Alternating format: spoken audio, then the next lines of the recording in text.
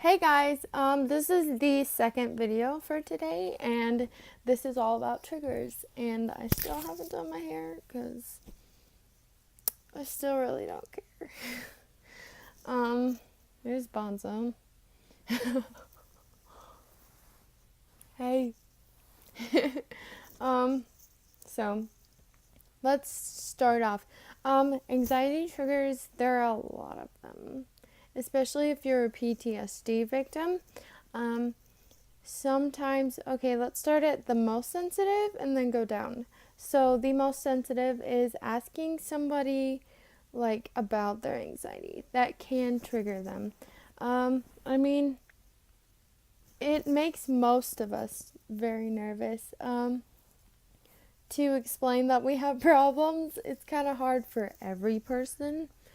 But another thing is if you have like a service dog, asking them about that, that's kind of hard for them because that's the same thing as asking them about their mental problems.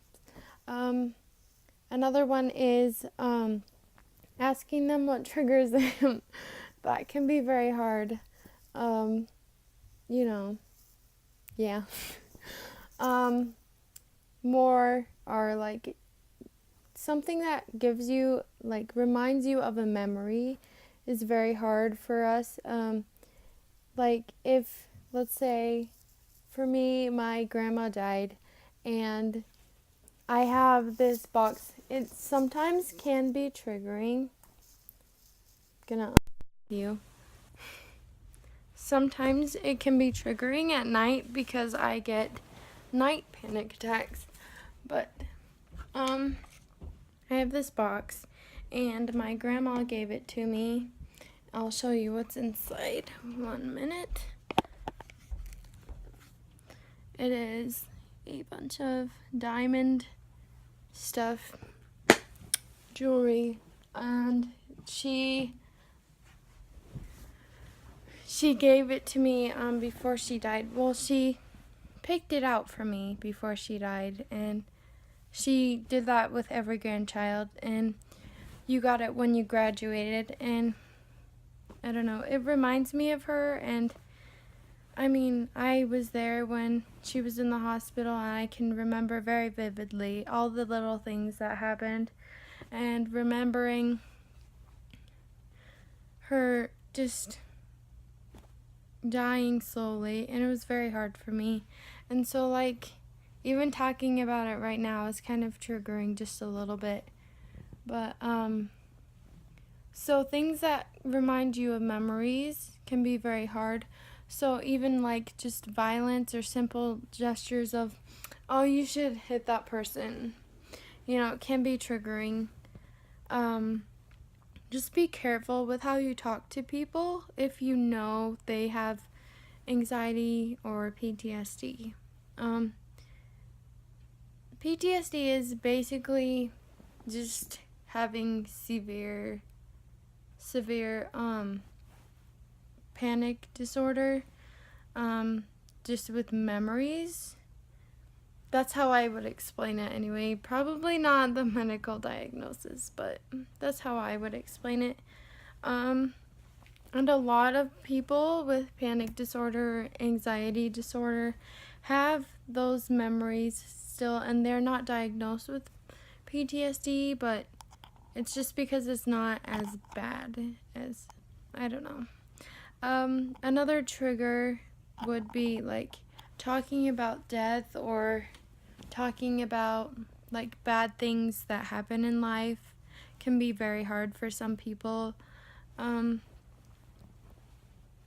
Like making them feel vulnerable is a huge trigger. If you are very overwhelmingly controlling them or putting a lot of stress on them, they can start to panic. A lot of them will. Why am I saying them? They're just people. Probably shouldn't categorize things, should I? Just reminding them of things in general is not fun. Other things like just scaring them that can be kind of sensitive for some people.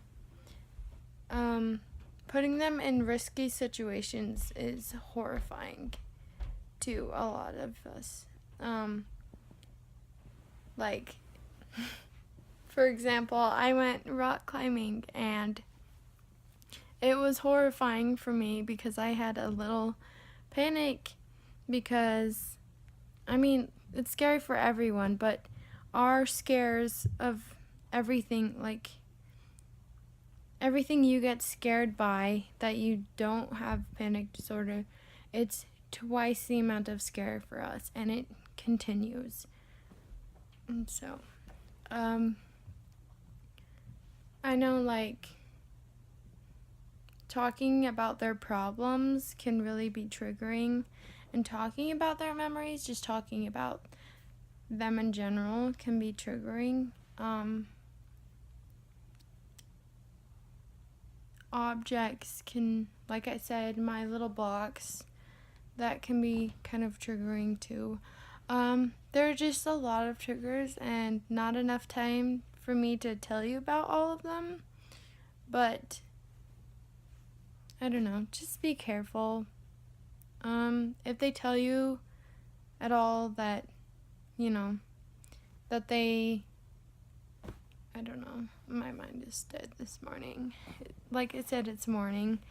But just be careful with people. I mean, like, everyone in general, anyone can get panic disorder or anxiety, PTSD, anyone can get it. So, I mean, how would you want to be treated if you had sensitive triggers? So, anyway, love you. Bye.